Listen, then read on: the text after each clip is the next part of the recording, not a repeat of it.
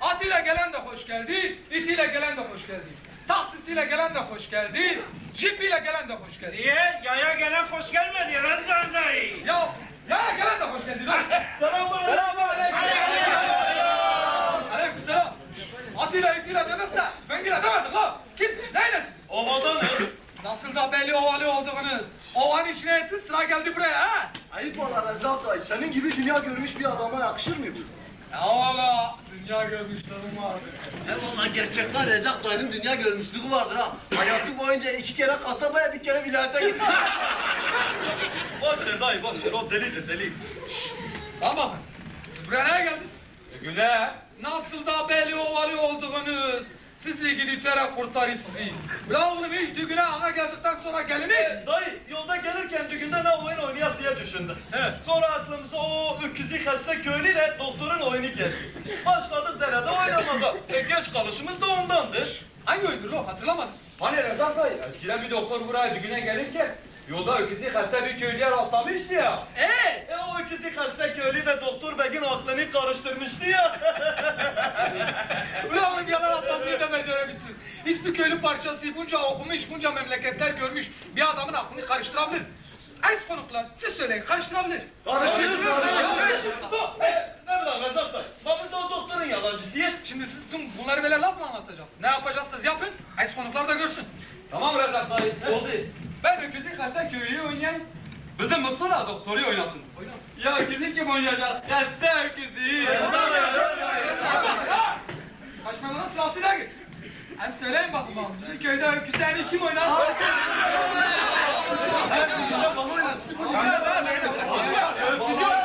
Babamdan kala kala bir bunu biraz sat. Devlet! İnanmıyorum valla. Alkışlar, hadi gel bak.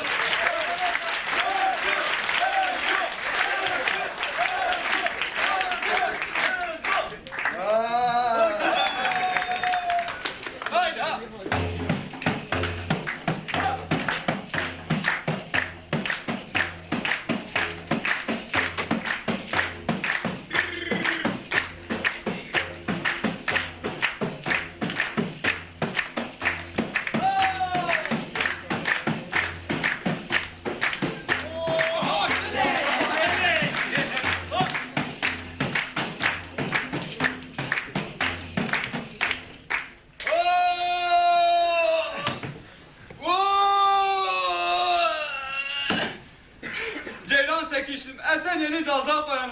Işıkla yarışalım. Hu! Davran var oğlum davran. Davran ki düğüne ulaşa.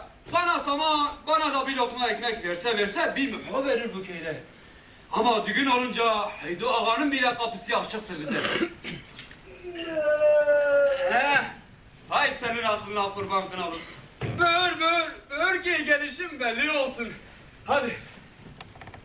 Ay senin görünmez adımına, keklik süzülüşüne kurban. Hele bir adım at, Heydu ağa görsün seni, hadi. Hadi ya, görsün de şaşsın kalsın. Hoca aşiretinde senin gibi bir öküzü yok diye. Hadi bir adım daha at hele, hadi. Bir de Hüsnü Efendi görsün seni. O da görsün seni, şaşsın kalsın. Koca dükkanında senin gibi bir abi basması, gülüyen sesi, sözü, kazı, bezi yok diye. Hadi. Vay maralım. Vay dert ortağım. Ne oldu sana? Olunca da böyle mühim bir günde mi oldu? Hele kalk düğüne ulaşık. Vallahi bir selam bir adam var bu dünya yüzünde. O da senin gül hatırınaydı. Sen olmadan ben hiçbir boka yaramam. Nasıl haydi ola Kur'anları olmadan bir boka yaramazsa, Bakar Hüsnü Efendi de dükkanındaki olmaları olmadan nasıl bir boka yaramazsa, kusura kalma İmdat Tekin. Senin de bu centilmelerin olmadan sen nasıl bir boka yaramazsan, benim de bu öküzüm olmadan ben de hiçbir boka yaramam. Vay anam vay! Vay babam vay! Vay senin memleket gibi dinine yanayım. Yanayım ki ne yanayım? Bunca diyar gezdim dünya yüzünde. Böyle memleket görmedim dinime imanıma. Hele şu dağların yeşiline, hele şu akan sulara, insan içmeye kıyamıyor. Hele şu tarlaların çiçeğine, sanarsan hususi ekilmiş mübarek. Beni boşuna doktor olarak gönderdiler buraya. Böyle yerde insan ne hasta olur ne de aç kalır. Hele şu sudan bir yudum içer, zehir hasta olmaz, 10 yaş gençleşir dinime imanıma. Efendim, yaşanacak yerler bu yer. Ya bizim büyük gazeteler, yok efendim Doğu'da kıtlık baş gösterdi. Yalan! Yok efendim Doğu'da 40 çocuk kızamıktan öldü. Yalan! Yok efendim kış bu sene Doğu'yu gene kötü bastırdı. Yalan! Yok efendim Doğu'da insanlarla hayvanlar bir arada yaşıyor daha ne zırvalar. Vallahi daha geleli 3 gün olmadı. Bir ağa, oğlunun düğününe davet etti beni. Yalan! Kaçma! 3 gündür de bir hasta çalmadı hastahanenin kapısını. Kızım sağlık memuru da, iş zamanı da ondan gelmeli ha, değil. Ya olacak iş mi? Hasta olmak işe bakar mı? Demeye, kızım karıyı da getireceğim buralara. Buranın insanları güzel, havası güzel, suyu güzel, ağaları güzel.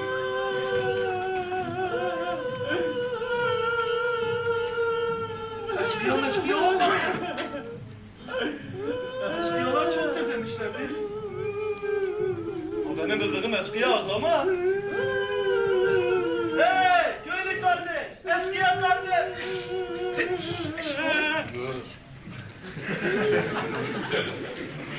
Niye ağlıyorsun? Bir derdin mi var? Yoksa hasta mısın? Yok benim, hasta mesele değilim. Öksüzüm hasta.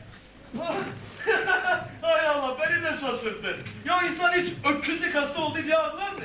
Peki benim sen neye ağlarsın? Ben ne bileyim. Mesela karın hasta olsa belki. Benim de karım ölse ağlamam. Ama bu başka. Nasıl başka? Yani bu öküz senin karından daha mı ileri? Hem de 10 adım ileri. Anlamadım. Anlamazsın ya, kılık kıyafetine bakılırsa şehirliysen sen.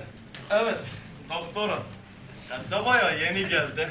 Belli, yayan gittiğine bakılırsa kasabaya yeni geldiğin belli. Ama meraklanma, bir aya varmaz, yarayı bile beğenmezsin. Ya sen demin ne dedin Begim? Ne dedin? Doktor muyum dedin? Evet. Dur kaçma Begim, kaçma. Ben centilmen değilim, öküzü hasta bir köylüyüm. Doktor musun? Beni bu derdime derman olmadan, beni konu kanadı yaralı bırakma, kaçma. Ya ben sana doktoram dedim, baytaram demedim.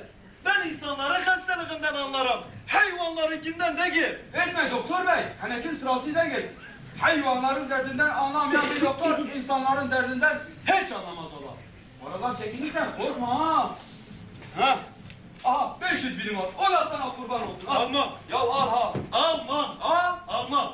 Ben buraya vatandaşa hizmet için geldim.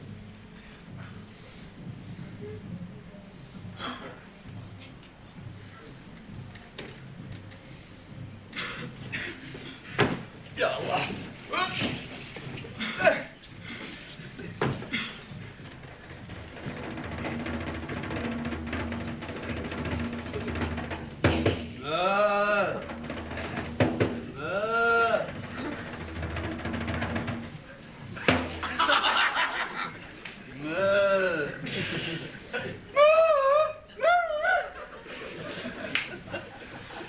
Anlamadım.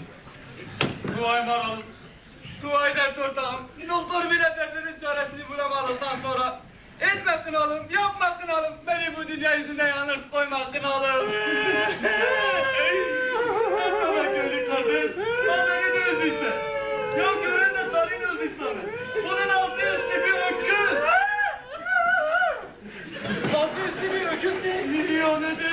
Ne demek doktor bey? Öküz bize arabaya koşulur, çifte sürülür, sıkışırsan satılır, para da eder. Ama ya karı ağaya çalışır, ağa boku döker. Sıkışırsan satılmaz, daha bir geceden geceye girer koynuna, o kadar. Şimdi söyle bana, karı mı ileri, yoksa öküz mü? Anlamadım. Sen herhal buraya okumaya gelmişsin Bak doktor bey. kardeş. İnsanın öküzü ölürse yerine yenisini almak kolaydır. Ya karı ölürse? He? O daha da kolaydır. Nasıl? Ha şimdi gitsem çobanın sonu kapısına var ya, Allah'ıma değil bir kızını, ikisini de birden verir. Hem de yalvara yalvara. Ama ya öküz, öküz bizde bir Haydu Ağa'nın kapısında var. Niye? Başka kimsenin kapısında yok muydu? Var. Haciko Ağa'nın kapısında da var. Var. Şerif Ağa'nın kapısında da var. Vay ne güzel işte. Herkesin kapısında varmış. Adının sonunda Ağa olan herkesin kapısında var. Onlar da bize de gül öküzlerini, bitlerini bile vermezler. Niye vermesinler? Öküz dediğin parayla değil mi? Parayla. Ee? Bak doktor bey, şimdi bize para bulunmaz diyeceğim, gene anlamadım diyeceksin. En iyisi ben anlatayım. Bak, bize para bulunmaz. Eğer bulunsa da birkaç günlüğüne konuk gelir, yeminlidir, fazla eklenmez. Ama eklenmek isterse o zaman da ya Haydu Ağa şeker götürür, ya Bakar Özgün Efendi, ya da uzatmalı satılmış bek. O yüzden öküzün özümü hiç durma kendi Dicle'ye at kurtul. Anlamadım. Anlamadım. Sabahtan beri ankut kuşu gibi ötüp durursa ne söylediğin belli değil. Sen en iyisi git kendini bir doktora göster. Doktor bey geç geldin ama tez öğrendin. Neyse çoğa almak paramızın geri kalan kısmıyla sana konuk gelmeye başlar. Devam! Ya ay Allah sır delisin azizim. Hem de sır deli. Sana bu söylediğine kargalar bile güler. Yapma doktor bey sen kargarsın. Bana kargalar gülmez ama sonra aha benim bu feste öküzüm güler. Nasıl? Nasılı da var mı? Aha böyle. Oğlum kalk ulan kalk bir gün de görsün seni hadi. Şaşılacak şey valla. İnsan da öküz olduğunu da aha bu memlekette gördü. Ulan yeter, öküz senin babandır. Ha, ben oynamıyorum. Neyse, Rezak dayının dediği gibi olsun. Atıyla gelen de hoş geldi, itiyle gelen de hoş geldi. Hoş geldiniz. Jipiyle gelen de hoş geldi, taksisiyle gelen de hoş geldi. Hoş geldiniz. Tüfeğiyle gelen de hoş geldi, yaya gelen de hoş geldi. Hepiniz hoş geldiniz.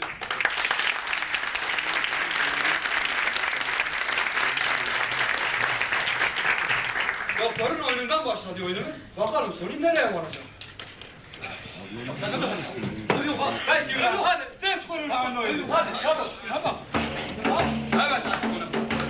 Bugünkü oyunumuz onun oyunu. Bu oyun kiminin zarına, kiminin zoruna, kiminin de zoruna gider. Kiminizin gözü bulanır. Gözü bulanır, yüreği kakar sıkışır. Kiminiz ak şeker, kiminiz de yazık dersiniz. Ama olsun, biz alışkınız. Bu oyun bizim oyunumuz. Bugün Haydu Ağa'nın ama oyun bizim. Ara sıra sazınıza, sözünüze, korunmuş tezgahınıza, Bir de çopunuza dokunursa affoluna. Affoluna. Ben sizi bir yıl boyu hoş görüyor, siz de bizi bir gece olsun hoş görün. Şimdi gel gerek oyunumuza. Muhavi ha. Aha bu oynayacak.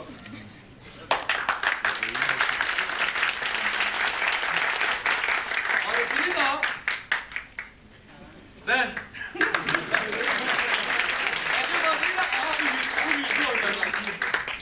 Oğlanı da aha bu sıpa oynayacak. Evet ay çocuklar. Nuhu 601 falan. Yani ağanın kölesi. Kemalettin Efendi, eğer izin varsa senin önceki memur bakkali vardı ya, hani o geberen Hüsnü Efendi, ha? İşte eğer izin verirsen, onu da bizim bu şapo canlandıracak. İzni var. Tamam tamam. Sağ olasın, Sağ ol ağam. Şapo hadi izin tamam ha. Haydi ağa.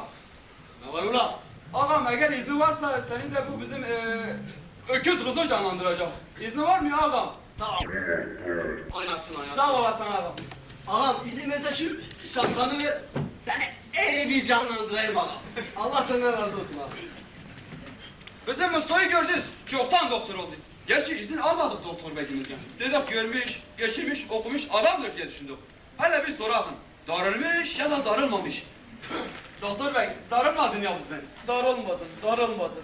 Sağ olasın doktor bey, sağ olasın. Şimdi sıra geldi büyük kayaya, yani komutana.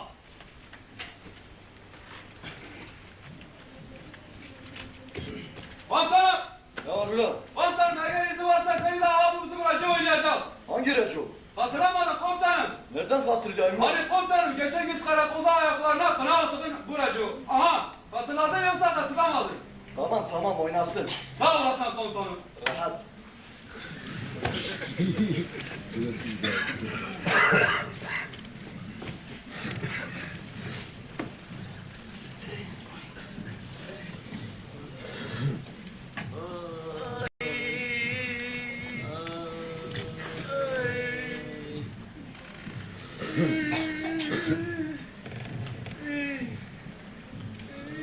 Ayağın nasıl baba? Zonkli. Ey benim güzel babam. Ben sana demedim mi kuzuları çimenlik yerde otlat diye? Dede. Ee, Haydi ağa bu çimenlik güzel kalsın. Sen şimdi kuzuları bozkırda otlat dedi. Hem ayağıma bozkırda çivi batmadı. ya nerede battı benim güzel babam? Çimenlikte. Haydi ağanın adamlarının seni dövdüğünü görünce koştu. O zaman battı. Bir şey olmaz oğlum. Bir şey olmaz benim güzel babam. Büyüyünce unutursan. He unuturum. Ya anam. O da unutur o da. Sağ küçük değil ki. Selamun aleyküm Koday. Selam baba. Buyur. Şöyle geç. Sağ olasın. Bu ne hal Koday? Yaşlılık hali oğlum. Ya bu başın, gözün. Ağanın adamları. Niye? Sen ağanın adamı değilsin. O gençkendi baba. Nasıl geçirdin? O haydi ağa vur dediğinde vurduğum, kır dediğinde kırdığım zamandaydı. Elimde tırpan ağamın ekin tarlalarına koç gibi daldığım zamandaydı. Bir elimde tüfek ağamın kapılarını beklediğim zamandaydı. Artık yaşlandım oğlum. Her kulağımın başına gelen benim de başıma gelir. Ne geleyim Koday? Oh. Gençliğimde bir gün ağa beni yanına çağırdı. O zaman bizim köyde bir halo vardı. Yaş yetmiş, iş bitmiş bir halo. Ve o dedi begimiz. Bu it oğlu iti bu köyden kaçırtırsan bir sen kaçırtırsan. Döger misin, söger misin sen bilirsin. Demişti. Dediğini yaptım. Ama halo göçünü bir öküzün sırtına yükleyip köyden çıkınca içim cız etti. O zaman içimden Allah'ım beni bu halonun gününe vardırmadan canımı al dedim. Almadı. Her gün pirinç pilavı yenler gibi yaşadıkça yaşadım. Şimdi de ekmeğimi biçeyim. Sen niye hepsini ifşesin Koday? Eğer Haydo ağa biçem bez. Yaşlandım benim güzel babam, yaşlandım. Artık işine yaramıyorum Haydo Ağa'nın. Beni boşu boşuna topraklarında ne barındırsın? Seni barındırmayıp da ne yapacak? Senin başka yerlerde sürü bağların mı var? Ne mi yapacak? Her gün adamlarını benim üstüme yollayıp beni dövdürtecek. Ta ki ben göçümü Koday, sırtıma... bacıma ne oldu? Ya bu küçük oğlana? Suyun bekten akmaya görsün. Önüne kara zahik koysak kar etmez.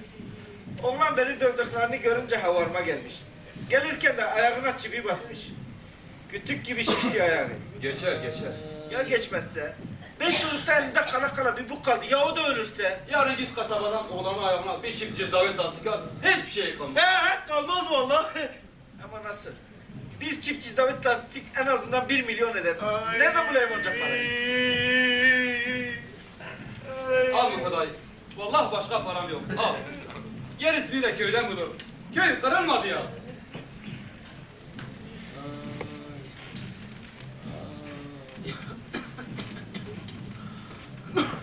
Karı.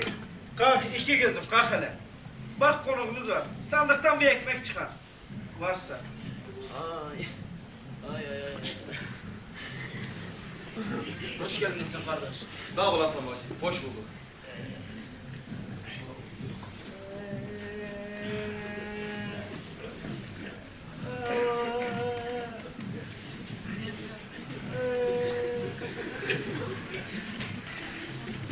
Buyur kardeş. İnan başka yok. Olay bir canımız feda. Bu ekmek bana yeter, artar da bile. Sağ olasın bacı, sağ olasın. Gel baba, gel, gel. Gel, bu ekmek bana da, sana da yeter. Al. Tamam, tamam. O dayı, bacımın durumu çok kötüdür. O da her gün Haydo Ağa'nın ağırlarına gidip çalışıyor. Ya ağa bunu çok çalıştığını görecek de bizi acıyıp. Etmek yeme kardeş. Al namusum senindir. Haşadı bacım haşadı. Sen dünya ahiret benim anam bacımsın. Etme beni bacı. Zaten çektiğin manyeti. Ya git ya. Gelme. Git! Yeter ya, yeter! Bak böyle kurmuş zaten her yerden. Karı kaçsa, çocuk kaçsa, mal yok, mülk yok. Bir de sen öyle yapma ya. Vallahi niyetim kötü değil kardeş. Tezkaran boşuna. Seni bu sabah derede döken bu değil miydi? He. Etme Muhuday. Sen benim büyüğümsün. Ben senin yanında büyüdüm. Seni bir kere öldüm ama şimdi 1000 kere ölüyorum. Bu sefer sana derede kaldırırken sanki boğuldum. Çekip gitmek ellerini. Ama ne? Hangi ağanın kapısına? Ya ben hangi ağanın kapısına gideyim? Beni bu yaştan sonra kim kabul eder aşiretine? Bir zamanlar ben de Haydo Ağa'nın en iyi köpeğiydim. Ama sonradan dişlerim döküldü. Burada gidemez oldum. Siz de benim gibi olacaksınız bir gün. Siz de kurda gidemez olacaksınız bir gün. Etme Muhuday. Sen benim büyüğümsün. Çaresize. İş ya sağan ya bandırlıktan sen ne gelirdi? Ağam emridir. Eğer gene dökeceksen götür derede dök elini. Dökme gözümün önünde. Ben böyle onun mertliğine, baba yiğitliğine evlendim. Bir de bu dişimi yıkıma işte geçse. Bir yer bula göçer giderim. Nereye? Ne bileyim ben o. Elbet bir vicdanı olan bulunur. Vicdan? Hangi vicdan? Bizim gideceğimiz yer olsa bir ağa toprağı ne girmiş sonunda? Sen hele bana göster vicdanı olan bir ağayı. Haklısın Muhuday haklısın. Hem yerden göğe haklısın. Halk bizim beylerin değirmeninde bile yoktur. Bunu bilmeye ne gerek var? Bu yüzden geldik kapına. Sonumu bildiğimde bugün olan sana olan yer bana vereceğiz. Bunu bilmeye ne gerek var? Çek et Muhuday. Ha, al bu para. Belki birilerinden birine derman olur. Valla bütün gücüm bu kadar. Al Muhuday. Al Muhtar al. En azından oğlanın ayağına da stik alırsan, al. Al Muhuday. Al. Ben gideyim. Bir görem öyle onu da. Kalma buralarda Muhuday. Silip avlanmıyor. Yok. Ama benim dünyanın başka yerlerinde de sülü bağlarım yok. Ama bu topraklarda çocukluğum var, gençliğim var, alın teri, göz nurum var. Çekip gitmek elimde olsa bile. Ben gelmezsem ben Haydo Ağa gel beni sen üstten yollar. Bunu bilmeye ne gerek var Muhuday? Çek git. Elini avını yapayım. Çek git. Nereye? Ula, ne bok var bu muharebinde? He? Ne bok var? Ağamız nice bereleri kovmadı köyünde. He? Hele dön bak aç konuklarımızı haline bak. Hepsi testi kılan yetime dönmüşler. Doğru, koskoca Haydo ağamızın düğünde çalınacak başka oyun yok. Yok. Bilmeliydim. Bizim doktor Taco Bey'den meseleyi alıp buraya kadar getireceğinizi bilmeliydim. Onun adı Taci değil, Rezak dayı. Onun adı Tanju'dur, Tanju. Ben ne dedim, itoğluyuz. İyi demedim, itoğluyuzlar, iyi demedim. Ağamızın eski arkadaşı, kasabamıza onca emeği geçmiş doktor Taco Bey bizim işimizde. He? Bizim işimiz olsa o solcu doktorla. Ne diyorlar diyor? Mehmet. Ne Mehmet'i? He? Ama Reza dayı, nedense Mehmet'in adını unutursan, Tahsin'in adını unutmuyorsan. Neyse bu gidişle ben Heydo Beksan da. Vay! Vay! Kaçmam ben. Es konuklar uyumaya başladı. Kalkın böyle neşeli bir şey çalın da kendilerine gelsin ha. Hadi.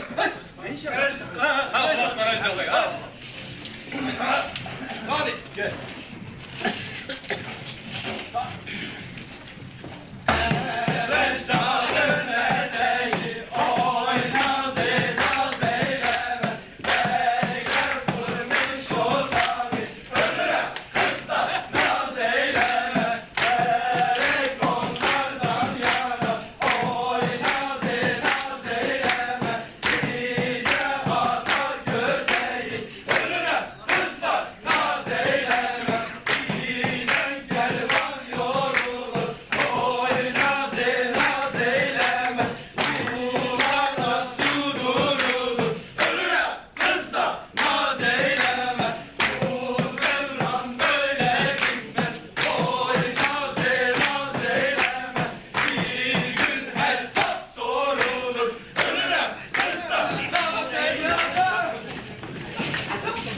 He? Hesap söz. Ula oğlum sizi bir satılmış bir şikayet edeyim. Karakola çeker, ayağınıza bir satılma yapar. Buyurun. Ben sokusuyum. Kur'an'ıma gördüm de ağzına kadar tarafına düşkün bir millet gördüm. Nasıl türkülerinizin işine değilsiniz? Ne güzel kuş türküleri dururken. Çiçek türküleri dururken. Ya çiçek türküleri dururken. Bülbül türküleri dururken. He valla bülbül türküleri dururken. Eşkıya türküleri dururken. Ya eşki... La oğlum bana bak. Haydi ağam. Ha Kur'an'da ben bunlarla başa çıkamıyorum. Ha senin gül yüzün. Ha bunların yüzü. Bana bak. Ben karlar tarafına gidiyorum. Orada hesap mesap sonra yok. Siz de o solcu doktoru oynayın konuklara, tamam mı? Ben gidiyorum. Eşler, sus! Tamam Rezak dayı, sen git kayınlar tarafına. Biz o solcu doktoru oynayacağız, tamam git. Sus! Sus tekrar başla. Ben gideyim o zaman. Bizim bu Rezak dayı var ya, dünyada adam olmaz. Bundan önceki düğünlerde Rezak dayı gibi bir halo vardı. O da her düğünlerde ağalara, beklere yak çekerdi. Ama ne zaman köyden kovuldu, o zaman anladı bu işi boşuna ayakçı olduğunu. Ya, hadi ulan çabuk, buyurun Hüsnü Efendi'ni bakmasın, hadi.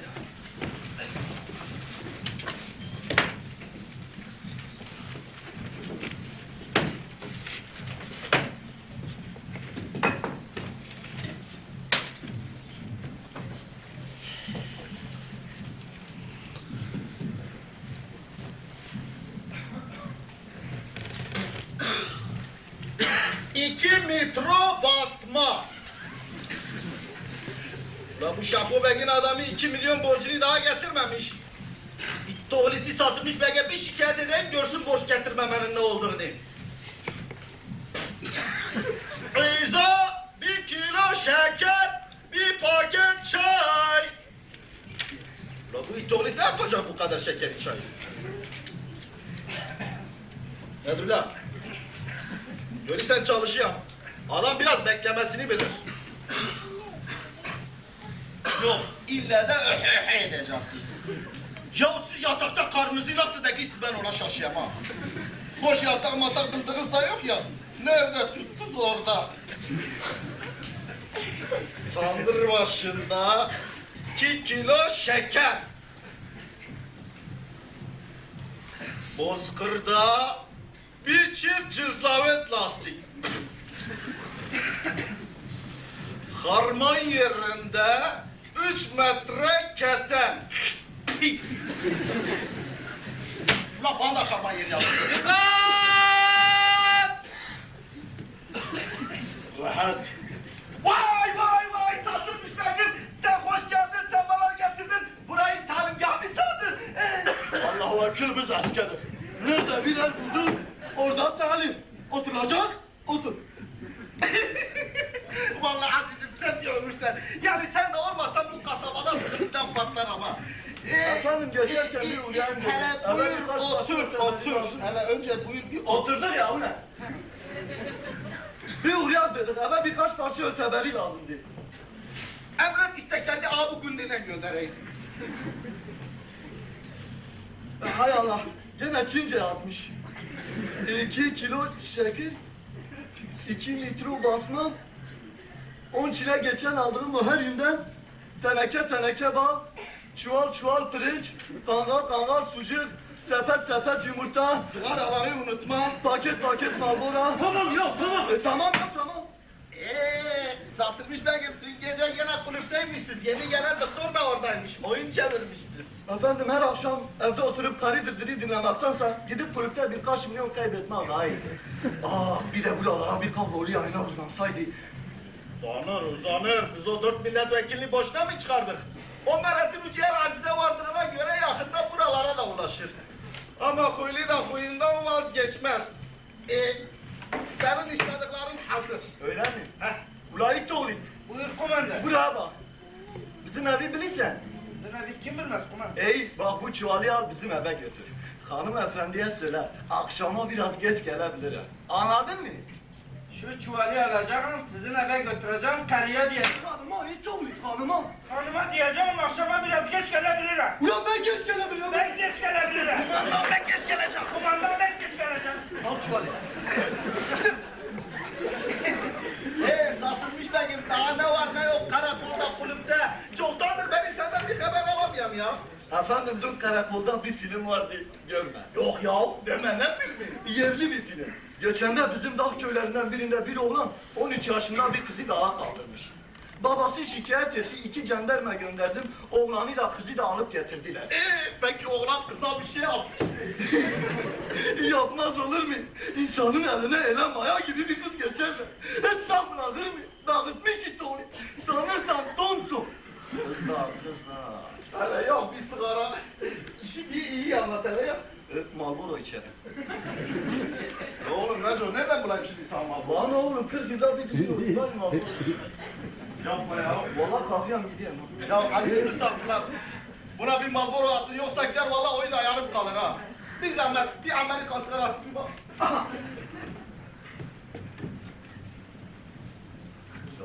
Buyur. Peki nereden anladın oğlanın kızı dağıttığını yoksa açtırıp bastırdın mı? Açtırıp bastırmadım ama oğlanıyla kızı da iyice bir ıslattım. Cicirine kadar her şeyi anlattılar. Yok ya, peki nereye var işin sonu? Nereye varacağım? Bize bir şey göstermezseler mahkemeye. Yok gösterirlerse bize var. Bizde kalır işin sonu. Barıştırdım gittiler. Nerede o doktor Çenobek? O olacaktı. Bir de hastaneye gönderip açtırıp baktırırdı. Bu yeni gelen doktor Toy. Toy kine Toy. Dün gece bir seferde 30 milyon cepten verdi. 20 milyon da Eczacı Bey'e borçlandı. Meraklanma. Yakında onu da adam ederiz. Ya bu itoğlu bir ay oldu geleli daha kapıyı açmadı ya. Öyle mi? Oysa benim dükkan memur dükkanıdır. Eczacı Bey de şikayetçi. Bu itoğlu geleli benim eczana bakkal Eço'nun dükkanına döndü diye. Merhabalar. Buyursunlar. İyi adam sözünün üstüne, kötü adam götünün üstüne gelir. Efendim tanıştırayım. Doktor Tanju Bey. Bakalım işte. Tüccar. Namınızı duydum. Benim sağlık memuruyum, sizden çok bahsedeyim. Öyle mi? Şöyle geçerken bir uğrayayım dedim. Birkaç ricam olacaktı da. Ne demek doktor bey ne demek? Senin ricam benim için emirdir. Buyur otur. Ne içersin? Marlboro. Oğlum bu ne Marlboro'dur ya? Ben de var işte Marlboro. Ne oldu? O içiyse gerek ben de içeyim. Ya aziz misafirler kusura bakmayın. Bu düğünde çok Marlboro gidip bir tane Marlboro alsanız ya.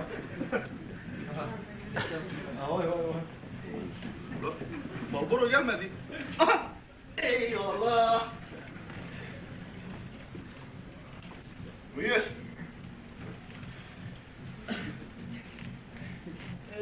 Benim de cigaram bu sabah bitti. Vah vah. Pere de. Ya.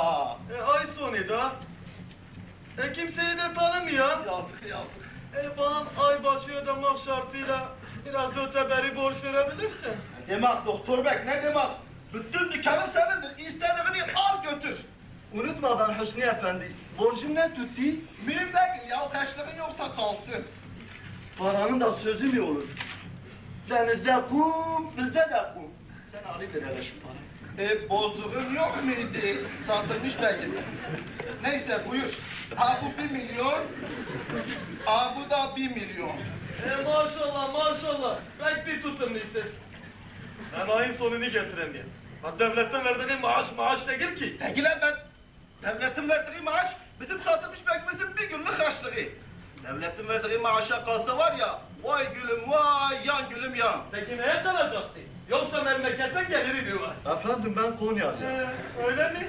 Doğru memleketten gelirim var ama Konya'dan değil. Yoksa Amerika'dan mı? Oradan daha büyüklerimize gelir.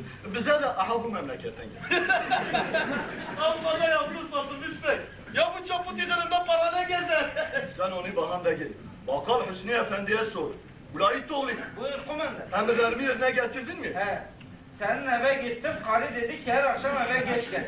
Bu gece saat 7'de eve gelmezse onun ağzına sıçarım. Satılmış belki.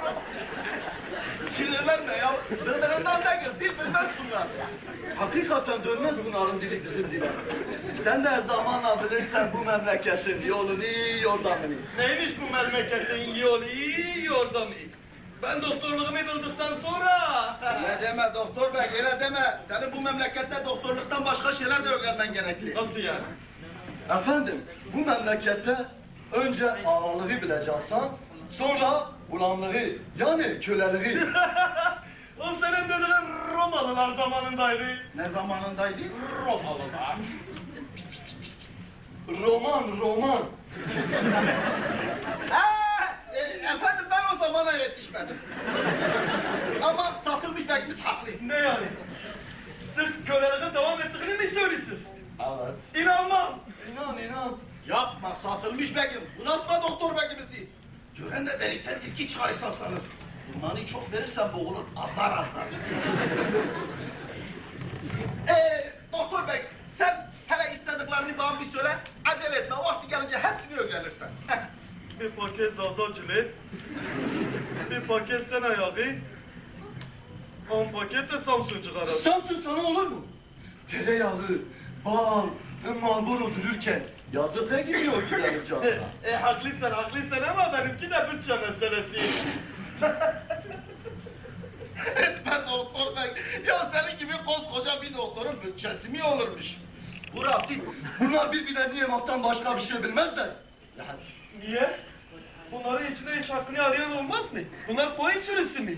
Olmaz olur mu doktor bey? Olmaz olur mu? Sürünün içinde koçlara dokunmayacaksan. Yani ağalara, beklere. Akıl alacağın iş değil valla. bak doktor bey, şimdi sana bir misal. Bunu aklın alırsa gerisini de alır. Mülayit ol it. Buyur kumandan. Sen hastasen. Değilim kumandan. Hastasen. Yanlış duymuşsun, hasta olan karındır. Ulan onu biliyorum sen de hastasen. Vallahi değilim kumandan. Ulan bu memlekette ne olup bittiğini bilmez mi ya? Allah bilirse. Şimdi söyle bana, sen hasta mısın? Kırgız mısın? Eşkıya mısın? Anarşistçi misin? Söyle ulan! Hasta ya. Ulan sabahtan beri bir de bana yalan attı seni. Seni bir karakola aldırıp ayağlarına bir güzel kına yakayım mı? Sinirlenme satılmış begim. Ya bunlar işte böyle bir millettirler. Daha hasta olduklarını bile bilmezler. Ulan oğlum ne milletiz anlamadım gitti ya. Doktor bey, satılmış bey sen de iligan söyleyin. Bak gözlerin çukura gitmiş, rengin sararmış, iğne ipliğe dönmüşsen bir de hasta da girem değilsen. Hangi aşiretten sen? Haydi bakalım aşiretim. Koskoca Hacı Begim'imize bir de yalan attı sana. Ulan seni bir karakola aldırıp ayaklarına bir güzel kına yakayım. Doktor bey, madem bu köylü fakir bir vatandaştır ve de aynı zamanda Haydu ağamızın aşiretindendir. Bunu bir muayene edip birkaç da ilaç yapsan sevap. Memnuniyetle. Ama aletim yok ha. Yazık. Ben senin gibi okumuş olsaydım bir bakışta anlardım hastanın neyi var neyi yok.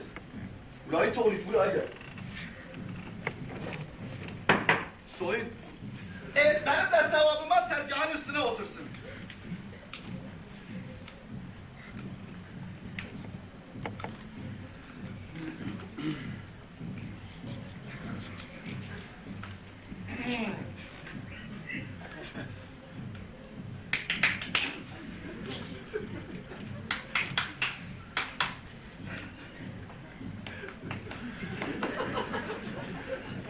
Ses geliyor. derdi nedir? Ne?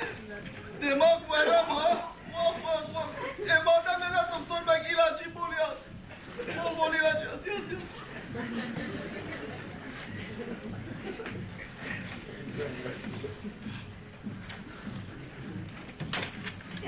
Benden de işini bitirsin sonra. Hadi ulan tez doktor beye muayene ücretini ver.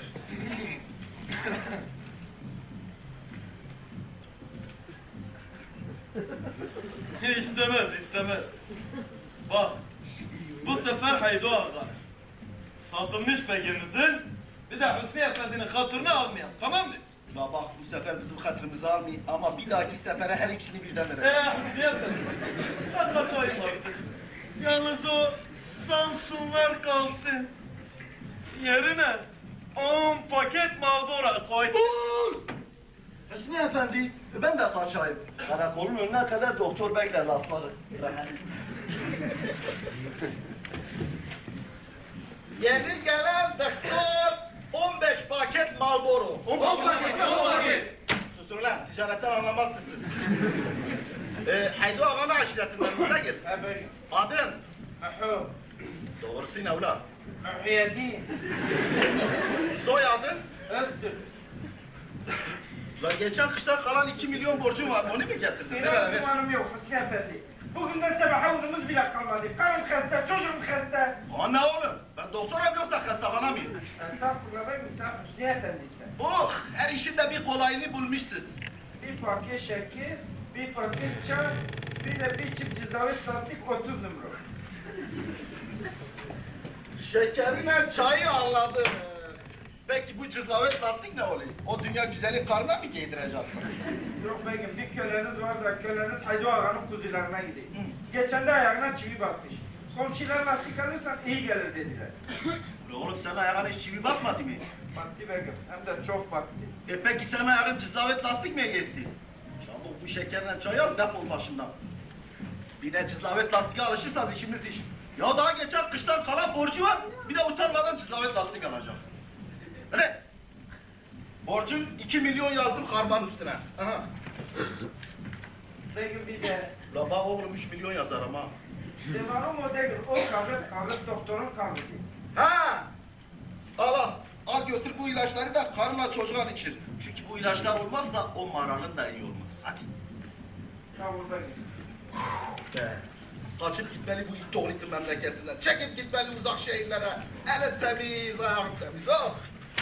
Bu ne oğlum gene mi hal oyunu ya? He? Gene mi hal oyunu? He? Ama o solcu doktor oynayacak.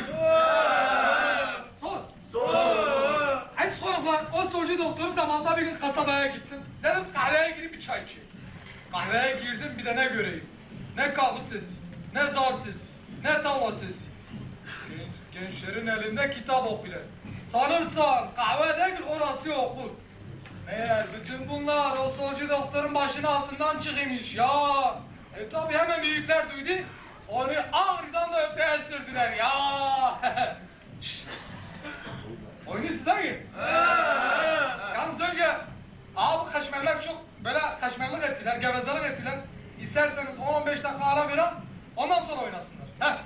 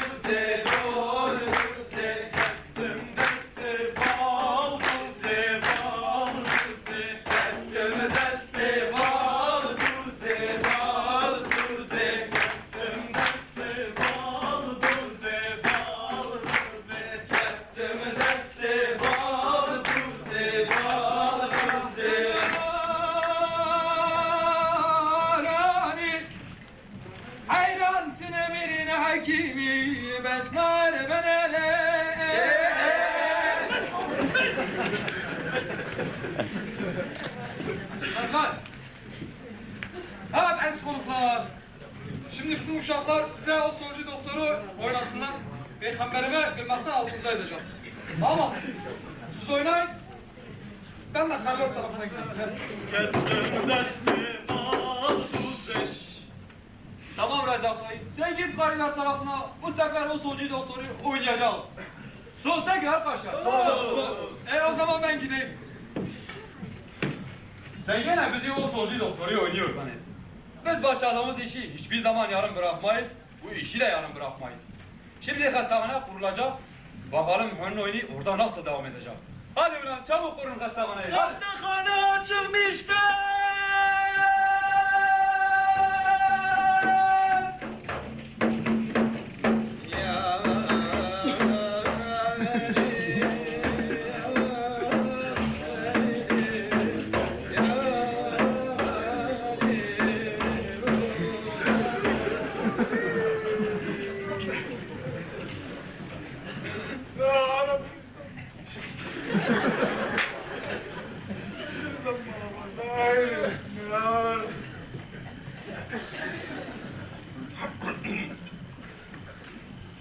Allah kurtarsın, neyin var baba? Hastayım. Neren abi? Her yanım ağrıyor. Peki niye bekliyorsun burada? Doktoru. Bak. Dilinizi unutmuşsunuz. Ya o hangi doktordur ki insanın her yanı ağrıyanda çare bula? Beklemen boşuna. Ya kim bu ne? Şeyh efendimiz. Hangi Şeyh Efendimiz? Sen beni kapıda bekle, çoğa varmaz gelirim ey fani. Esselamun aleyküm ya fani. Aleyküm esselam. Senin başın ağrır herhal. Nereden anladın başımın ağrıdığını? Bu doktorun işi değil. Doktor bilmez baş ağrısını. Bunu bir Allah bilir, bir de Şeyh Efendimiz. Hangi şeyh efendim? Sen beni kapıda bekle, çoğa varmaz gelirim ey fani. Esselamun aleyküm ya fani. Senin dişin ağrır herhal. Bu doktorun işi değil, doktor bilmez diş ağrısını. Bunu bir Allah bilir, bir de Şeyh Efendimiz. Sen beni kapıda bekle, çoğa varmaz gelirim ey fani. Zavallı, çok acı çeker belli. Bellisi mi var? Bir ömür boyudur çektik ilacı. Bu sonu da tuzu biberi. Kim bilir ne günah işledi ki bir ömür boyu acı çektirir o yeri göğü yaradan. Ne günah işleyeceğim? Yakınki işledi. Devamı bunca acı. Hem yoksulun günahı yoksul olur. Olsa bile bu kadar acı etmez. Tövbe de girme günaha. Girdik gireceğimiz kadar günaha. Hem bu dünya yüzünde günaha girersek biz miyiz? Haydi o ağa bir ömür boyu işleyemeyeceğimiz günahı bir günde işti. İşliyor ama acımamaz. Göbeği şiştirse şişir. Sen oraları karıştırma. Bizim kulağımız emmez o işlere. Zavallı çok niheste. 3 gündür ağzına lokma koymadı. İnleyip durur. Anlamıştım zaten. Peki bunu doktor mu iyileştirecek? Yok. Peki niye bunca paranı yesin doktor? Bir sınav işte. Kurtaracağından da gel. Paramızı o kadar aç kurt yedi ki koy bir de bu yesin. Olmaz. Bu doktorun işi değil. Bu olmaz hastalığı iyi etse bir şey eder. Kim? Şeyh Efendimiz. Hangi şeyh efendimiz? Hay ben onu şeyh gibi anasını avradını. Kim? Girme günaha. Ya girdik gireceğimiz kadar günaha. Benim karnımın ağzına da tanış. Sen o şeyhine gitmeden önce ağzına 3 lokma koydu.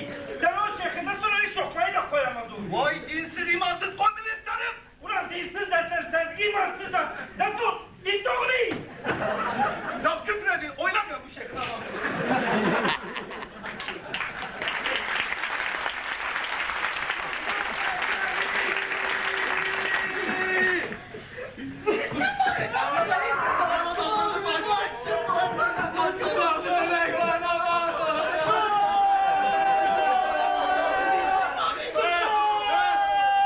Sus!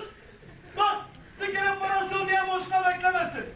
Ben bunca isimden ama bakayım niye okumadım. Bir ayda ücreti 20 milyondur ona göre ha. Şemali başlı gözü sana kazanın. Yavaş yapın ama. Nereden arsın sen? Atsın köyünden ha.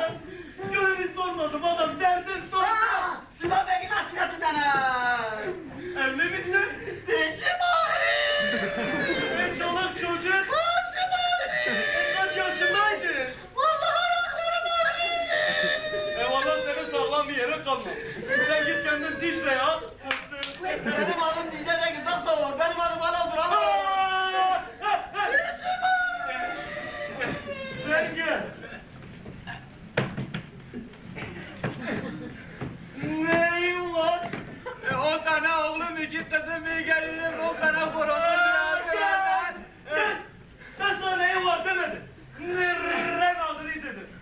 Parmağım ağrıyor, burnum ağrıyor, kaşım ağrıyor, karnım ağrıyor, ayağım da ağrıyor. Al bu ilaçları götür kullan. Belki iyi olursa.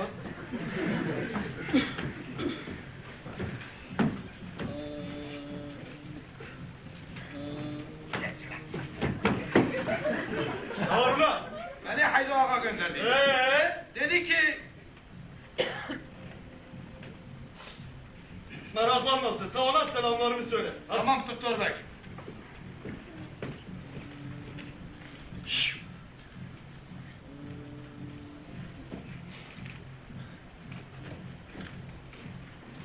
Buyur doktor bey. Nerelisin? Haydi o bana aşiretle. Neye geldin? Beni tanımadın mı doktor bey? Seni nereden tanıyacakmışım? Hani 2 ay evvel Hüsnü Efendi'nin dükkanında beni muayene etmiştin ya. Sapıttın mı sen adam? Hiç dükkanda muayene olur mu? Ben hastalarımı burada muayene ederim. Tezgahın üstünde doktor bey bana yazdığı ilaçları yarısını oğluma yarısını karıma içirdi. Ulan bana bak, sen neler uyduruyorsun? Şimdi satılmış bege bir haber verirsem, görürsen o zaman. Be vallahi o da oradaydı. O da mı oradaydı? He. Peki bu ilaçları al götür. Karınla çocuğun içir diye ben mi söyledim? Hüsnü Efendi söyledi. Oğlum öldü. Karım da her gördüğün gibi doktor Ulan bey. şimdi sen bir dayak ben atarım. Yetmez haber gönderirim. Bir dayak da Haydo Ağa atar ha. Olayı dün doktor bey. Niye? Artık yaşlandım işine yaramıyorum haydi ağam. Bak hele. Demek artık ağanı da beğenmişsin. Yok belki o bizi beğenmiyor. Senin hakkında duyduklarım yalan değilmiş demek. Ağana karşı geldiğin yetmemiş gibi bir de köylüleri kışkırtmışsın. Yalan vallahi yalan. Sus! Doktor bey. Ben namuslarım. Sen mi inanacaksın yoksa koskoca Haydar ağamıza mı? Elbette begimize doktor bey. Elbette begimize. Miski miski. Ha haydi ağanın itti. Ha biz. Konuşma defol. Bak şimdi satılmış bege bir haber verirsen. Görürsen o zaman iş yeri meskuniyetini ihlal etmenin ne demek olduğunu. Hadi al karın çık dışarı. Hadi.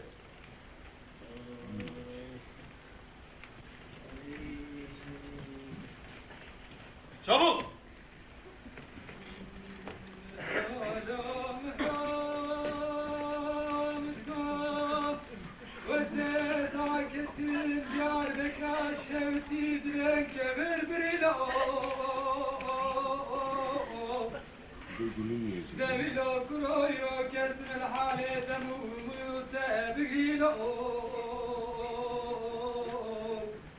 Bu devran size de kalmaz doktor bey. Bir gün ateş olur canınıza yapışıp yeter. Yeter mi? Yeter mi? Sok kendimi gerçekten kasanana zannetim oldu. Ya biz diyoruz ki bütün günümüzü bir gezmek kısaltıyor. Olmuyor. Hani Hüsnü Efendi'nin dediği gibi tilkiyi delikten çıkarmak için dumanı nasıl vermeli?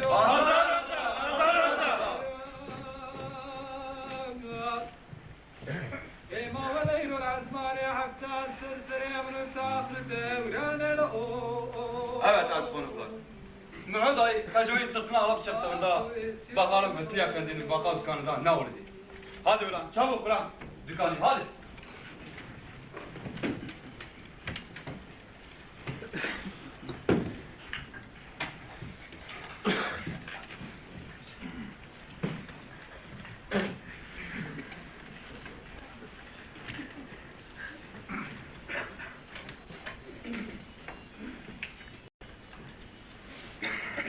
Kolay gelsin ulan Hüsnü.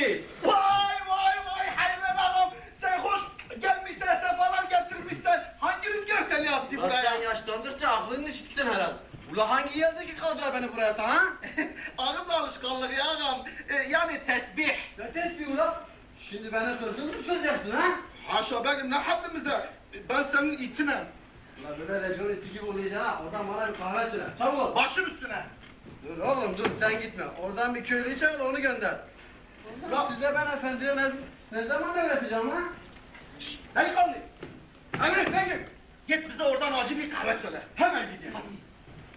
Kahveyi acı içersin. Ben git. Unutmamışsın. Nasıl unuturam ağam? Ben senin gulamınam. Nasılsınız? Kelimeleriniz, nedimeleriniz, mahdumlarınız nasıl? Rahmi, bırak bu memur dilini. Ağam dil aşkanlığı. Yani bilirsen bütün memurlar benim dükkandan alışveriş eder de. Hakim Rahmi'nin karısı da mı? Az önce buradaydık meşhur. Ne oldu? Teze de yani. Aa. Söyledim ulan. Ağam dedim Dicle'nin kıyısından mı söyleyeyim yoksa caminin orada mı söyleyeyim? Neyi diyeceğin kıyısından söyleyeceksin? Acı havayı. Ne acı havası oğlum? Begüm sen demin bana demedin git oradan acı bir hava söyle. Ya hay Allah size dil vermesin. Git işte oradan söyle. Ama iyi söyle ki bize de ses gelsin ha. Ya ne olacak? Ağası böyle olalım, kölesi de böyle olalım. Rahmi, ne gülüyorsun öyle kendi kendine? Nasıl gülmeyeyim ağam? Ya ben adama dedim ki bize oradan acı bir tane söyle gelmiş diye acı havayı nereden söyleyeyim? Buna gülünmez mi? Gülünmez. Nereden söylese söylesin. Sen ona bak. Sana karşı gelmedi ya. Olacak senin kahveyi ben söyleyeyim ağam. Git söyle ona git söyle. Başım üstüne. Satılmış bir haber ver. Onunla işim var. Doktora da haber yolla. Onunla çok önemli bir mühim işim var. Başım üstüne ağam. Doktor bey'e söyledim emri başım üstüne dedi ağam. Tamam lan. Git şu mühayetini gözle. Peki ağam. Vay benim Haydar ağam devam yolum buralara düştü. Hem yoluma hem işiniz düştü. Zaten işiniz düşmezse yolunuz hiç düşmez ya valla. Sizin de işiniz düşsün bizim oralara ha. Kızlarına kıran mı girdi? Valla düşünmedim de geçen de doktor beyle dedim şu Erdoğan Bey'in bir baksaydı. Ama siz bak. Atın. Ne değişiyor? Bu seferki iş çok kötü. Nasıl kötü? 15'inde kız mı istedim öğren olmadı? Keşke iş kız işi olsaydı. Bu seferki iş çok kötü. Nasıl kötü? Ya bizim aşiretten bana karşı bir asi türedi. İnanmam ben sizi. Dünya yüzünde ne görülmüş ne duyulmuş bir asilik. Ama bu adamı Baktım ağam baktım. Öyle karısı demirciyle ton dükkanında oturmuşlar. öyle karısı demirciler dükkanda oturmuşlar. Ağam. Bir şey söylemedi mi lan? Ben yanlarına yaklaşınca sonra o Usfe Paşa dönüp bize küfür etti. Ne? Küfür mü? Lan! Uğur! Lan! Uğur! Ulan dağdan eşkıya mı inmiş hele? Meraklanma anlatacağım. Sonra? Sonra biz yanlarına yaklaşınca ters dönüp bize baktı. Hadi ya. Ya vuracaktı iki tane gözün üstüne. Yanında iki tane cenderme vardı. Uğur! 1, 2, 3, 4, 1, 2, 3, 4, sayın! Ulan benim cendermelerimi. Hepiniz aynı kapıda adamları sayılırsınız.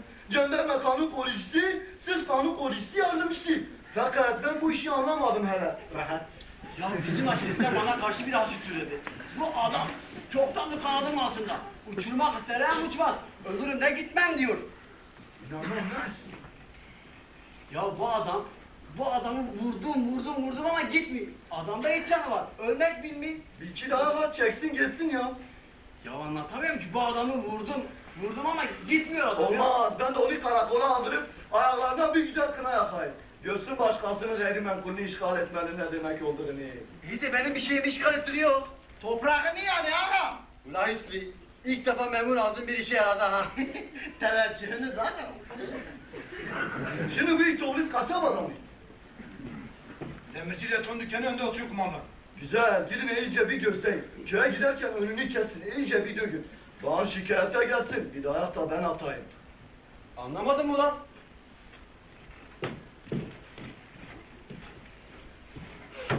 Merhabalar Haydar Ağa. Sizi hangi yer attı buraya? Ulan hepiniz de beni saman çöpü görmeye başladınız ha. Ulan Hüsnü, söyle hangi yer attırdın beni buraya? Acem yeli ağam. Çok şakacısın ağam. Demek sonunda kasabamıza yolunuz düştü. Hem yolu düştü hem de işi. Biz de hem yüzünü gördük hem de mahcam aldık. Neyini? Yani gül yüzünü ağam. Hasret kaldık gül yüzünüze. Yoksa yenge hanım izin vermedi mi size? Hangi yenge ulan? Ağamız haklı doktor bey, hangi yenge? Ne demek hangi yenge? Haydar ağamızın eşi. İşte hangi eşi? Ya ne demek hangi eşi? Kaç tane eşi var ki? 6. 5. Biri öldü. İnanmam. Olamaz. Peki ne yapıyorsunuz onca karıyı? Ya doktor, olmaz mı iş? Siz ne yapsanız biz de aynısını yapıyoruz. Vallahi ağamız da bir karıyla başa çıkamıyor ki. Ulan sen bırak benim 5 karıyı. Benim 5 karıyı toplasan Hakim Rahmi'nin karısını yarısı etmez. Hakim Rahmi karıyı versin bana. Ben de 5 karımı vereceğim ona. Karıda bir kasnak var sanırsam degirman taşı. Karı dediğin öyle olur işte. Aha buyur ağam. O ne ulan? Yabancı cigara. Bizim yerli cigaraları artık pek de içemeyen de. Çek ulan çek. Muş tütünü dururken. Hüsnü Efendi aklıma gelmişken sorayım. Benim yabancı cigaralar için Doğu Beyazıt'a haber yolladın mı? Yolladım. Haftaya 2 karton palimali geliyor. Tamam. Tamam ondan da söylerim. İyi sucuk gelecekti, geldi mi? Geldi. Bana o sucuktan kangal. Bana da teneke bak. Bana durup beni. Bana da sepet yumurta. Bana teneke bak. Bana da ikimize de kangal sucuk. Efendim. Borcumuz ne tuttu? Ne acelesi var efendim? Yoktan kalktı. Paranın da sözü mü olur? Denizde kum, bizde de kum. Bozuğunuz yok muydu? Görürsen bulamıyor. Ulan ver ulan paraları geri. Benim bulunduğum yerde kimse elini cebine atamaz. Ulan bırakın bu boğaz derdini. Şu benim işi konuşuyor. Senin iş kolay. Sen yeter ki pazara kuzuları hazır et. Gerisine karışma. Kuzularla rakılar kolay iş. Sen bu itoğlusun bir adını ver hele bize. Muhyiddin Öztürk.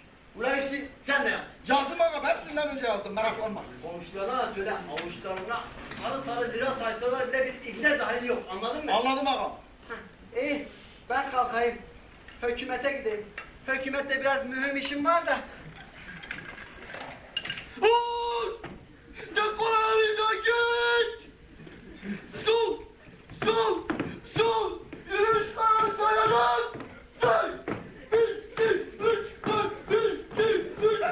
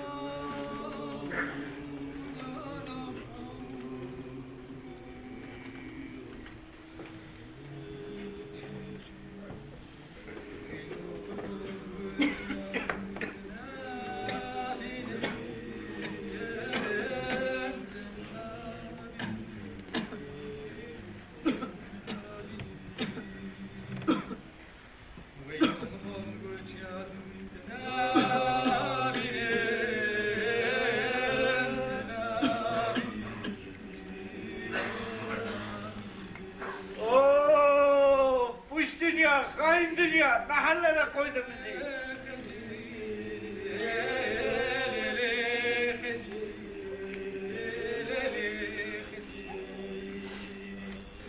Öyle mi o? Dünya puş, hain. Biz yoksul çaresiz, ağalar zalim. Zalim ki ne zalim? Öyle zalim ki Yezid'in zulmü az kalır yanında. O doktor bana bakmak istemedi, hem mi o? Yoksa biz bu dünyaya boşuna mı geldik? Hiç boşuna olur mu karı? 5 çocuğumuzu hastalık alıp götürmeseydik. Ağanın şu uçsuz bucaksız toprağından biraz bizim olaydı. Bakkal Hüsnü Efendi istediğimiz zaman istediğimiz kadar vereydi. O zaman biz bu dünyaya boşuna mı gelmiş olurduk karı? Yok, elbet o zaman boşuna gelmemiş olurdu. Bu dünyaya boşuna gelen bizden giler 2 yıl. Boşuna gelenler ağalar, bekler. Sen aklını mı oynattın be? Hiç akılsız beksiz dünya olur. Olur Hacı Hocam, olur. Nasıl? Nasıl ne bilmiyorum ama olur Hacı Hocam. Keşke bu son oğlumuz yaşasaydı. Bizim de bu dünya yüzünde bir gönlümüz kalaydı işte girse. İyi olurduk karı, yorma kendini ya. Ne iyi olur be, kandırma beni. Yarın Haydo Ağa seni çağırıp al be, bu tarla bu çayır senin. Ek biç mi diyeceğim. Doktor bey haber salıp be, o karısını getirsin bedava bakayım mı diyeceğim. Bir anımıza gittiğimizde oğlumuz mezardan çıkmış bizi bekler mi olacak? Ne iyi olur be, kandırma beni. Ben bugün yarın öleceğim. Sen evde ettiğin pirinç pilavı mı yiyeceksin? Yoksunun umudu düştü diye boşuna dememişler. Getireceğim, getir. Oo. Getireceğim, getir. Getir. Getireceğim. Getir. Hele başını kaldır. Şuraya bak kaçacak. Hatırladın mı? Değil mi hocam? Evet. Evet, hatırladım. Ben bir gün bu derede davar otlatırken sen gelip kıskaca seni babandan isteyeceğim demiştin. Ya sen ne demiştin iki gözüm? Kaçmıştın. Ama o kayanın üstüne çıkıp Maniye köyden benden güzel kız yok. Git onları iste demiştin. Geçmedi işte. Oo, kaçacağım, kaçacağım. Kaçacağım.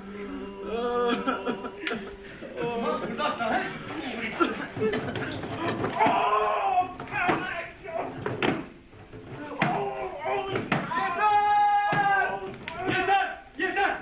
Bir daha vursan beni karşına görürsün. Olmayın. Hani Hüsnü Efendi'nin dediği gibi tilkiyi delikten çıkarmak için dumanı nasıl vermeli?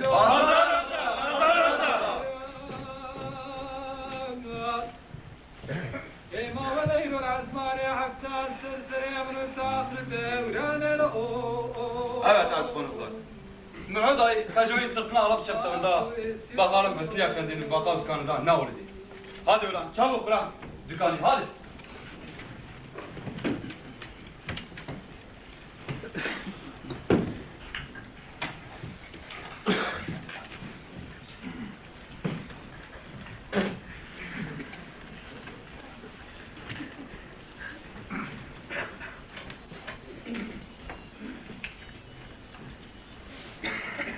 Kolay gelsin ulan Hüsnü. Vay vay vay hayvan ağam.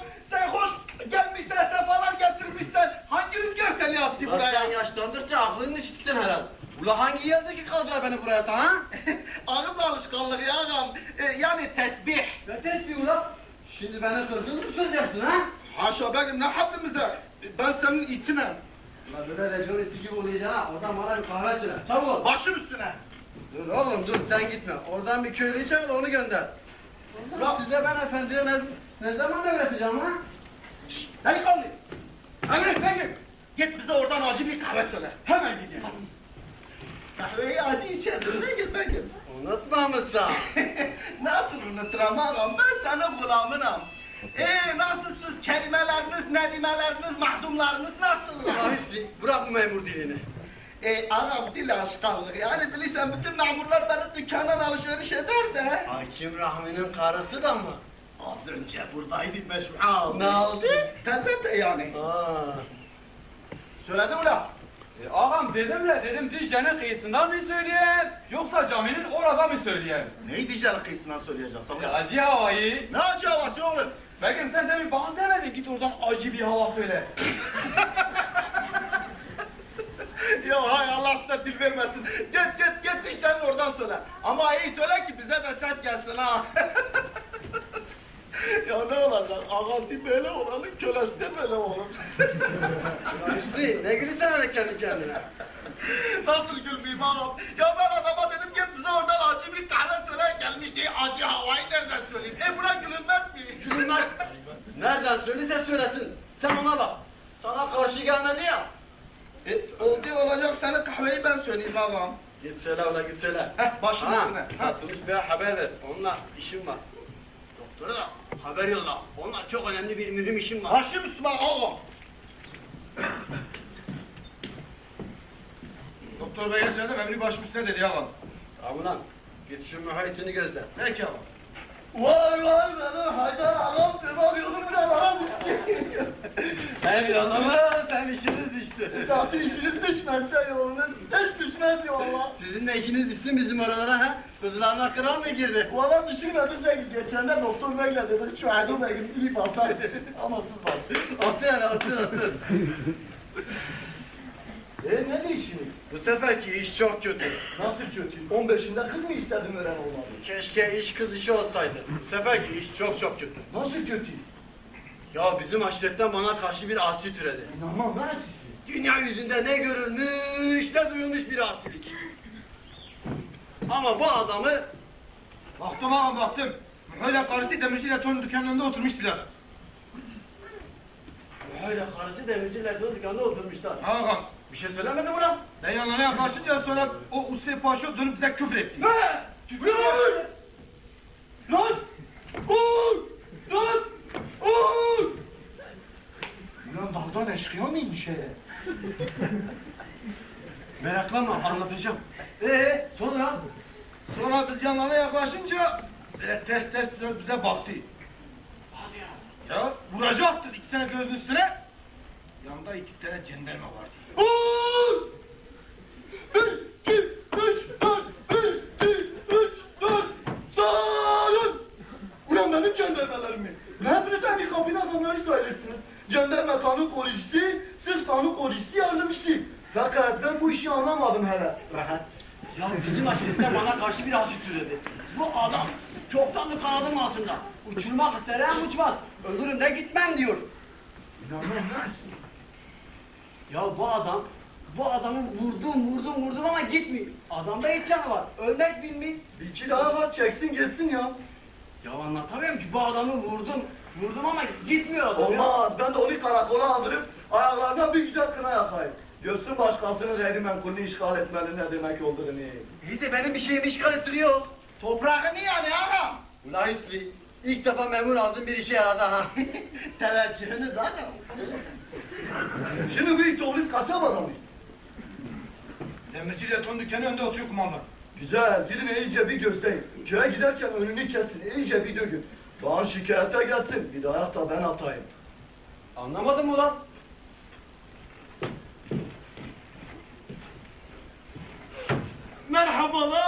Merhabalar Haydar Ağa. Sizi hangi yer attı buraya? Ulan hepiniz de beni saman çöpü görmeye başladınız ha. Ulan Hüsnü, söyle hangi yer attırdın beni buraya? Acem yeli ağam. Çok şakadısın ağam. Demek sonunda kasabamıza yolunuz düştü. Hem yolu düştü hem de işi. Biz de hem yüzünü gördük hem de mahcam aldık. Neyini? Yani gül yüzünü ha. Hasret kaldık gül yüzünüze. Yoksa yenge hanım izin vermedi mi size? Hangi yenge ulan? Ağamız haklı doktor bey hangi yenge? Ne demek hangi yenge? Haydar ağamızın eşi. İşte hangi eşi?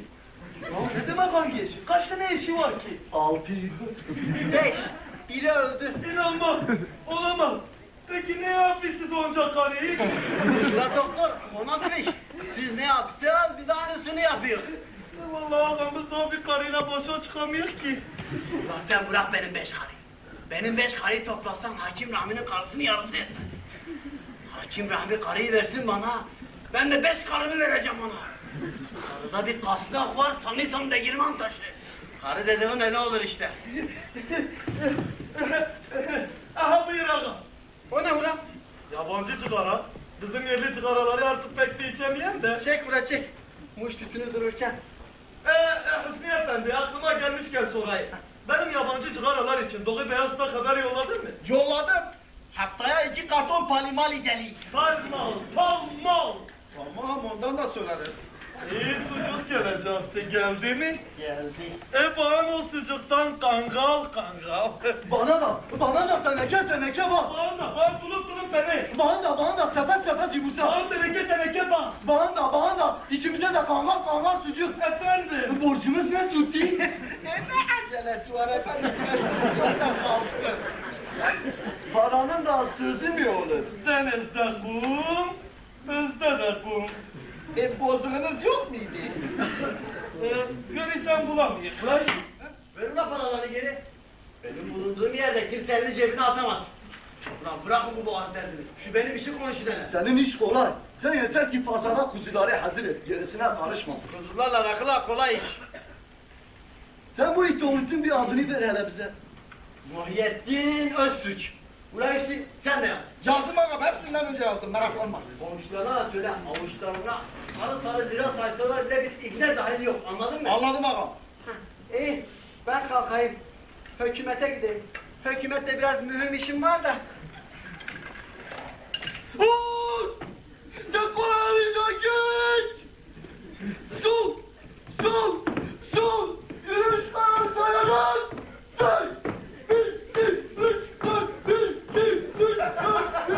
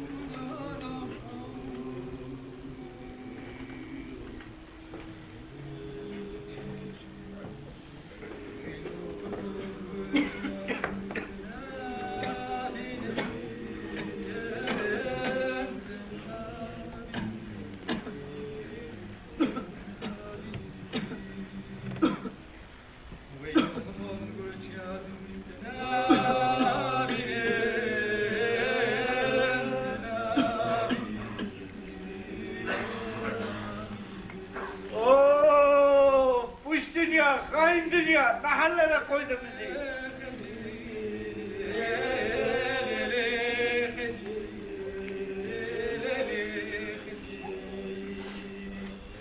Öyle mi o? Dünya buş, hain. Biz yoksul çaresiz, ağalar zalim. Zalim ki ne zalim?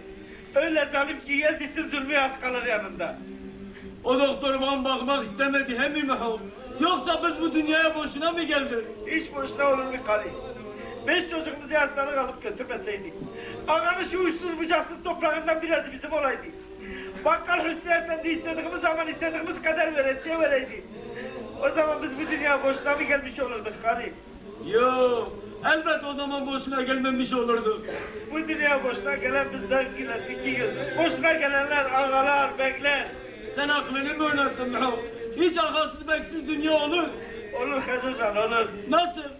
Nasıl bir bilmiyorum ama olur Hacı Hocam. Keşke bu son oğlumuz yaşasaydı.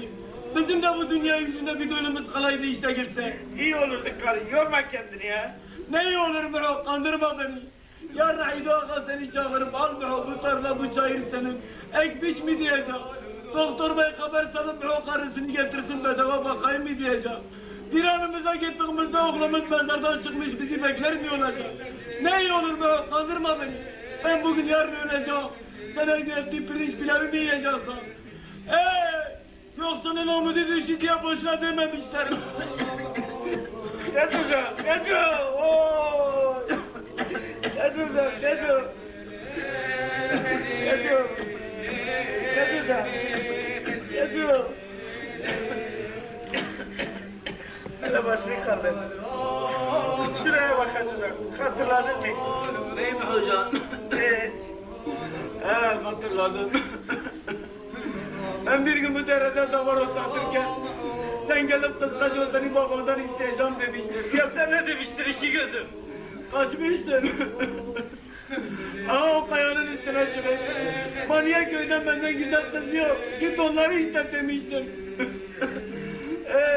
Gençler işte. Ooo! Hacı Hocam, Hacı! Hacı Hocam.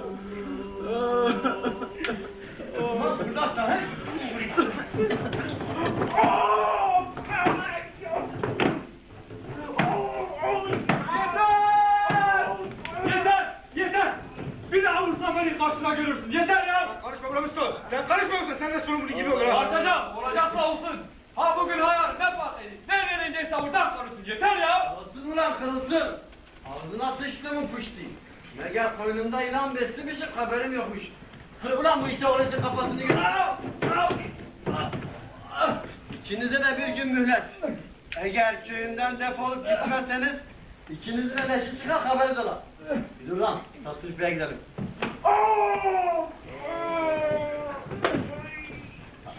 Mehmet Of, nasıl Mehmet İyi ya baba. Ben alıştım, sen niye bulaştın bu işe? Beni boş ver, daha geleceğim. Murat olmadıysa başka yere giderim. Ne olacak? Ne değişir baba? Zahit değişmedikçe toprak değiştirmişsen ne olur? İt her yerde aynı it. Ama hadi başka. Mehmet bacım çok hasretim. Ona bir bakalım. Oy Hacıca! Hacı! Oy! Hacıca! Hacıca! Aç hele gözünü. Vallahi bana bir şey olmadı Hacıca. Aç hele gözünü. Keşke açılmasaydı bu gözler. Açılmasaydı da senin ki karı bozula döküldüğünü görmeyeydim. Sen en iyi yiğittin benim için. En iyi tırpan çeken, en iyi at binen, en iyi kaval çalan. Öyle deme Hacı bacı. Biz de gittiğiyle, kaval çalmakıyla, ata binmakıyla, her şeyden Mehmet Ay'dan öğrendim. Ama neye yarabahım? Ben sana o kayanın üstünde he dedim. Ölürsen beni yak bir kefenesen, o kayanın dibine gel. Hacıca! Daha gençsen, yaşayacaksan. Burası olmaz başka yerlere göçer gideriz. Bize de bu dünya yüzünde bir lokma ekmek veren bulunur elbet. İstemem o istemem. Sen kaçtığında hep bir ak gelinlik düşlemişti. Hakikaten etekleri kara siyah bir gelinlik. Felek bir gelinliği bize çöldürdü. Ölürsen beni yak bir kefene sal. O kayanın... Ooo! Hacıca!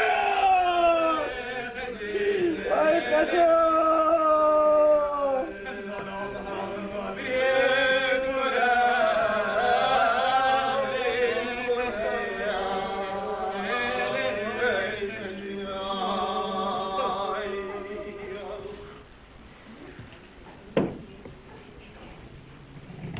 Ula uşaklar. Ula beni de ağlattınız. Madem oyunun sonu buraya kadar geldi, hadi getirin oyun sonunu. Kusura bakma Haydo ağa. İstersen tez yok bugünden kov beni köyünden. Satılmış bey. İstersen sen de her gün beni karakola çek. Ayaklarıma kına yap. Hüsnü efendi. Sen de veresiye verme umurumda değil. Nasıl olsa bugünün bahanın gününe benzemezse yarın benzeyecek. Hadi uşaklar. Kurun o Hüsnü için dükkanını. Aranızda kocunan, incinen, göz yanan varsa çekip gidebilir. Yok sizden yanayım. Sizinle birlikteyiz diyenler ise başımız gözümüz üstünde yerleri var.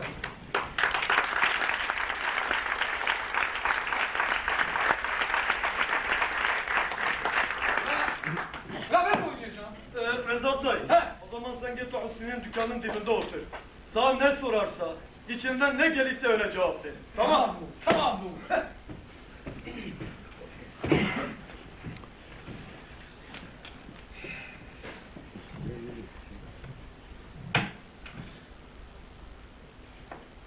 Ulan sen Rezzak'ta gitsen. Ne olmuş? Zıkkımın kökü olmuş. Geçen kıştan kalan borcu var, daha ne olsun? Ne? Okula ödeyeceğiz. Kaçtı. İstersen ödeme, al karakol şurada, satılmış belge ufak bir haber.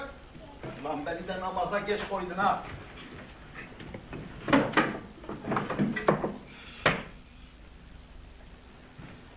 Hüsnü Efendi. Ne var lan? Nerede neyse çabuk söyle, namaza geç kalıyorum. Hüsnü Efendi benim karım öldü. Ne yapalım, öldüyse öldü, dünyayla düz yaşayacak da geldi ya. Benim karımın son vasiyeti 4 metre kefen oldu.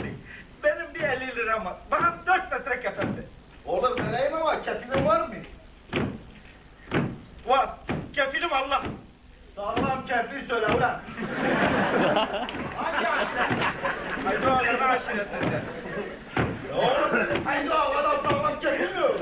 Ne sözü dolandırıcıysa? Hadi söyle bakayım borcun var mı? Muhyiddin Öztürk. Ne? Muhyiddin Öztürk. Vay asi ittiholi seni vay. Hem ağana karşı gel hem de utanmadan gel benden mal iste ha. Tamam mı gelme? Etme be gel. Karımın ölüsü yerde. Bütün dükkanları dolaştık kimse bana vermedi. Hiç olmazsa sen ver. Bana ne gel ölüye merhameti. Merhamet! Merhamet! Merhamet! Ulan merhameti size mi öldüreceğim? Karakolun kürseni. Ulan şimdi bir haber açtırıp satmışına gel. Sen bunu nasıl yanına? Ulan ne yaptın? Ulan İzzet!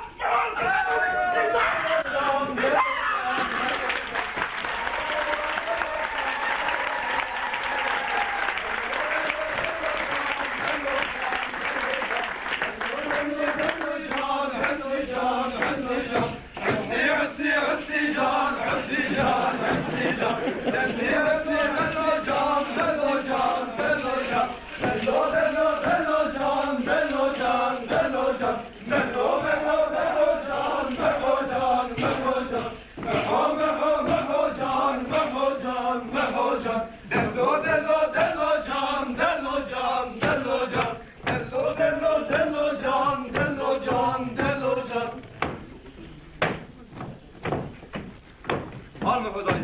Hacı bacımızın ah kefeni, ah!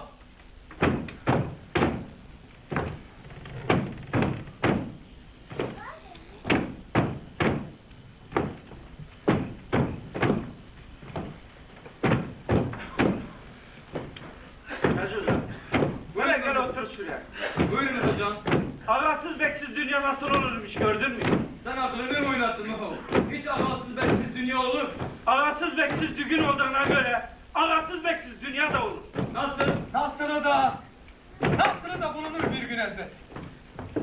Ulan uşaklar. Konuklar, Haydo Ağa ve diğerleriyle birlik olup gitmezler. Onlar bizim konuklarımız. Hadi onları uğurlayalım. Kardeş dağın eteği, oy nazi naz eyleme, beyler kurmuş o tabi.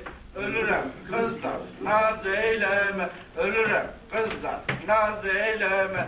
Felek onlardan yana, oy nazi naz eyleme, bize atan köteği. Ölürem kızlar, naz eyleme. Giden kervan yolunu oy naz eyleme buradan ölüre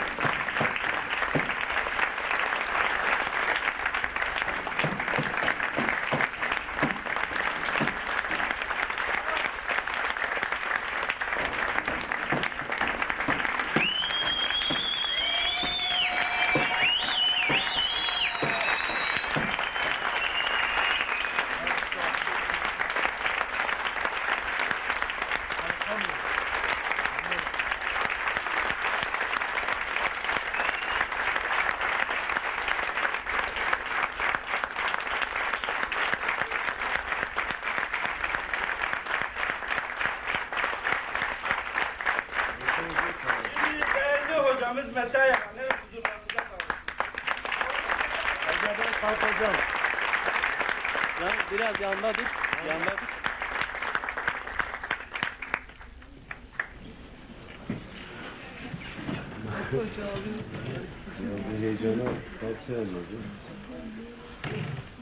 Hepiniz hoş geldiniz. Spotlardan sizi görmek zor oluyor. Bu bizim bu sezon oynadığımız 4. oyun. Bugünlere kadar sizin ilginiz ve desteğinizle geldik. Hepinize çok teşekkür ediyoruz. Başta Sayın Başkanımız Feridun Çelik'e, alt kademe belediye başkanlarımıza, bütün tiyatromuza emeği geçen herkese ve özellikle Diyarbakır halkına çok teşekkür ediyorum.